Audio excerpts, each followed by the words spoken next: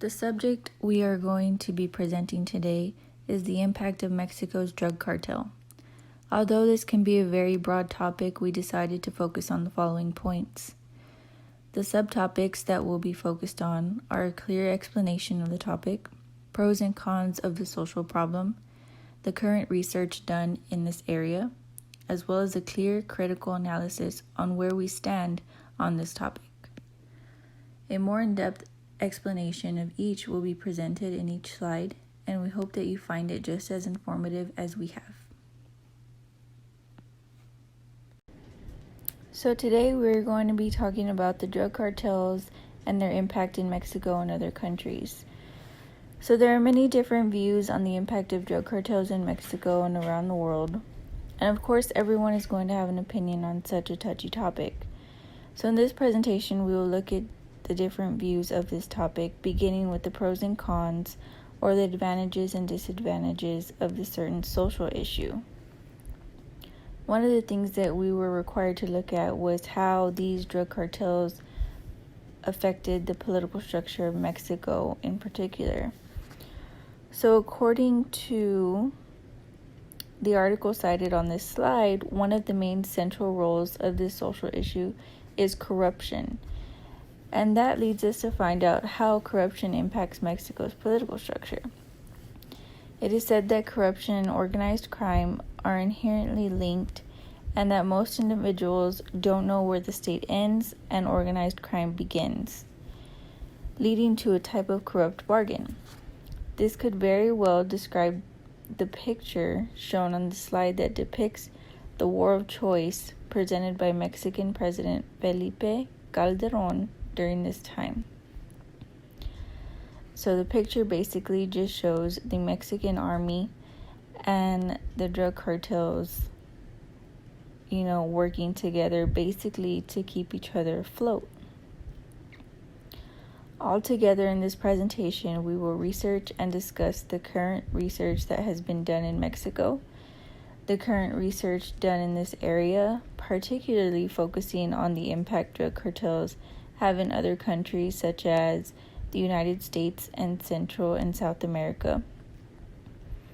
We will also take a stance on this issue and elaborate specifically on this topic.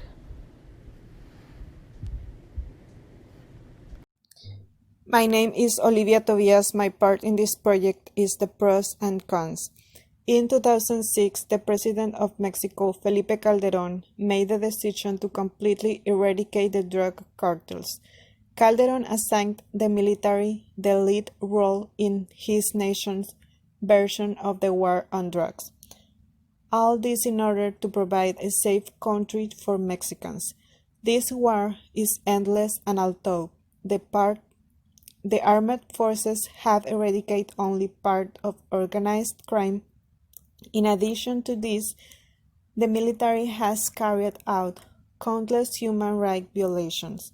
The nation's Supreme Court has taken the first step in requiring that officers and enlistees accused of crime against civilians stand trial in civil courts rather than hermetic military tribunals.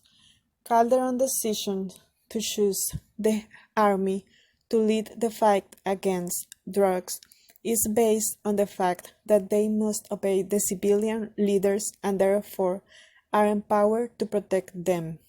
On the contrary, as Grayson proposes, they have committed on countless violations of the human rights of civilians. The Mexican people, on the one hand, being unprotected by those who are supposed to do so, and on the other hand, at the mercy of organized crime, are in a situation of constant danger. There are the pros and cons within such criminal organizations.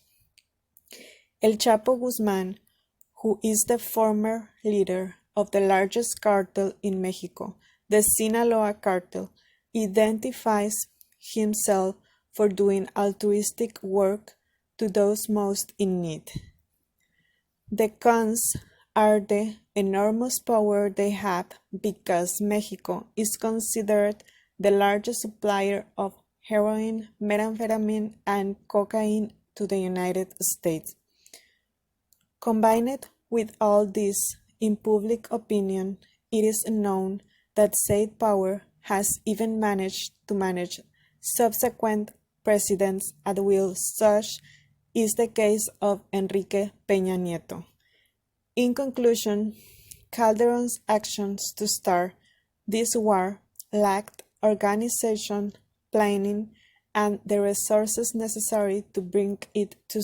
Hello, my name is Ralph Ignacio, and I will be talking about the drug cartel's impact in Mexico.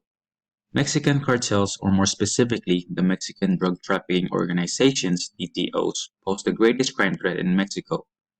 These DTOs have operated in Mexico for over a century. Their main goal is to bring their product to market in the most efficient way so that they can maximize their profit. They have corrupted the Mexican society through the use of violence and bribery. During President Calderon's term in 2006, there were four dominant Mexican DTOs. They were referred to as transnational criminal organizations, and they were the Arellano Felix Organization, the Sinaloa Cartel, the Carrillo Fuentes Organization, and the Gulf Cartel. The Arellano Felix Organization, shown on the left side of the map, controlled the drug smuggling area between Baja California and Southern California, more specifically in the city of Tijuana. The Sinaloa Cartel, shown in the red, controlled the areas along the Pacific coast, and they occupied the biggest area of land compared to other DTOs. Their rival, the Carrillo Fuentes Organization, controlled the city of Ciudad Juarez and the central northern state of Chihuahua. The Gulf Cartel, shown in gray, controlled the border city of Matamoros, Tamaulipas, and other cities towards the farther Gulf side of Mexico. During the years to come and up until 2017, these DTOs splintered into different groups, making a total of 9 DTOs. The other 5 that were solid are the Los Zetas, the Beltran Leyva Organization, La Familia Michoacana, the Knights Templar, and the Cartel Jalisco, New Generation.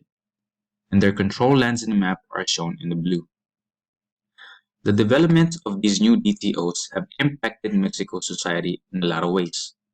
For one, it made the crime situation in Mexico more diffuse and made it harder for officials to eradicate these violent behaviors. In addition, some state officials are involved with DTOs, making Mexico more corrupt. In fact, during President Peña Nieto's term from 2012 to 2018, Mexico's Corruption Perceptions Index, which ranks countries by their perceived levels of public sector corruption, dropped 32 places down the rank. In 2018, 20 former state governors, in which many belong in the Institutional Revolutionary Party, were sent to jail for involvement with cartel businesses. Homicide rates also increased through the years 2016 and 2017, but in 2018, it reached a record level of a 33% increase during the previous year, meaning Mexico's homicide rose over 33,000, or occurred at a national rate of 27 per 100,000 people. Furthermore, in 2018, 37 mayors, former mayors, and mayor candidates, as well as over 500 non-elected public officials were murdered. In fact, during the years of 2017 to 2018, a journalist was murdered nearly once a month, making Mexico one of the world's most dangerous countries to practice journalism. Still to today, President López Obrador faces everyday challenges presented by the DTOs related to corruption in Mexico's society. Thank you. My name is Sabrina Herrera, and I'm going to present over the current research done in this area, the impact it has in other countries. It is no secret that the United States and Mexico have been in a drug war for many years now. Many people believe this is a modern problem, but this has been going on since the National Prohibition Act that started in 1920. During this time, Mexico could produce opium, marijuana, and alcohol legally. The illegal part of this operation was the transportation to the U.S. The demand for more grew quickly over the decades, making the United States the biggest consumer of drugs. In order to keep up with the demands, Mexico started to form their own groups around the border. These groups are now what we know as cartels. It is said that there is no more important relationship to the United States than the relationship with Mexico. These two countries share many problems from immigration, trade, drugs, and more. What initially caused the drug war was the death of DEA agent Enrique Camarena in Guadalajara, Jalisco in 1985. Since the incident, the United States has then declared war on these cartels, tracking them down and arresting them in the United States. It is said that the United States has spent about $8 billion on just border security alone. The United States has done other things to keep the number of drug use low. For example, educating children at an early age that drugs are bad to their body. And they don't stop educating them until they're out of high school. How these cartels affect Central and South America. The drug cocaine is actually from a native plant called coca, which you can find in Peru and Bolivia. These countries then sell the leaves in bulk to Colombia, where they make the actual drug cocaine. From there, they ship it into Central America or the Caribbean Sea, and from there, Mexico cartels smuggle it into the border. Not only does Mexico transport drugs to the United States, but Europe and Australia as well. Countries like Britain, Spain, and Portugal are big drug consumers. As you know, as we live here in the valley, we get to witness this. We get to witness these incidents, how these drug cartels try to smuggle in drugs into the border.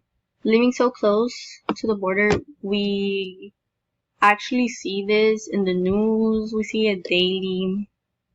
Well, not daily, but it's nothing odd to see. We witness many of these cartels' activities, from trafficking drugs, murders, and the corrupt government. You can see how U.S. border patrols are corrupt as well, how these cartel members buy them. Like, it's not odd to see that they arrested a border patrol that has been bought from a cartel. Many of these cartels buy them or pay them like even the double, triple amount they get paid in US dollars. So you understand why many choose on the bad side. But you see this regularly down here, and this is how the drug cartels impact other countries as well. There's going to be the critical analysis. Why is the Mexican drug cartel so important, and why do we need change? Mexico's drug cartel did not just start right now. It started back then in Colombia's war with the Cali and the Medellin drug cartel in the 1900s. Now, once Pablo Escobar was arrested and killed in 1993, we started to see a lot of other Mexican cartels to branch out, and this was a problem. At first, we didn't really notice it because they were mostly fighting for the drugs to get to other places, which they would travel internationally, worldwide. They would go to Britain, Spain, Australia, and the U.S. This is why it started becoming a big issue, because we were starting to implement other countries. The U.S. really wanted all this to stop. So as Mexico started to transport, they were getting around $500 to $2,000 for each kilogram smuggled to the U.S. They started getting smart and asking for more money from Colombia. Colombia did not want to give them that, so a lot of fights started to rise. In 2009, U.S. National Drug Intelligence Center estimated that Mexico and Colombia drug trafficking generated about $17 billion to $38 billion annually in drug sales. It's almost as close as U.S. Google worldwide revenue, which was $23.6 billion. Now, we have this rise of the Sinaloa biggest cartel, Los Zetas. This is where a lot of violence started to create. They were fighting to be the best, and not only the best on the drug deals, but they wanted territory. One of the biggest territory they were fighting for is Nuevo Laredo, which was supposed to be Los Zetas territory. So that was one of the biggest war they had. What did Colombia do to deal with this? They started dealing with implemented better salaries for their soldiers and giving them better training. Also, if you were found or pointed towards to working with cartels, you were cut from the program. This started in 2000. By 2008, all of the corruption had almost stopped in Colombia thanks to this implement. Now, what did Mexico do? Mexico needed to do that, and they did. That's why we have Calderon doing this tactics now in Mexico when he was president. And it's starting to push the future presidents that we have right now, which they're starting to get Colombians' same way of fighting for this. But it's also the public's job to go out there and keep fighting and keep putting their voice out there to show that they really want to end this. This is the only way Mexico is really going to put an end to this drug cartel. The people need to go out and vote, and they need to be very visible and see who they're really putting there as their candidates.